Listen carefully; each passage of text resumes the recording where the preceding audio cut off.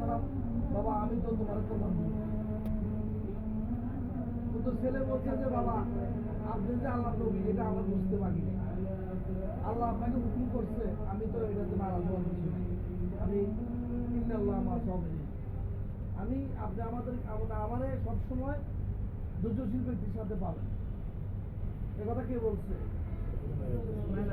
তার বাপকে বলছে আপনি সবসময় আমাকে ধৈর্যশীল ব্যক্তির সাথে, অবশ্যই আব্বু আমাকে আপনি পাবেন, আমি আপনার কথার এক চুলো বাইরে যাবো না, বা আপনি আমাকে হাত পা বেঁধে দেন, আমার মুখটাকে অন্যদিকে ফিরে দেন, আপনি আমাকে দেন কোরবান নিয়ে গেছে।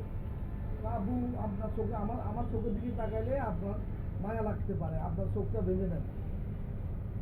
উনি চোখ বেঁধে নিচ্ছে।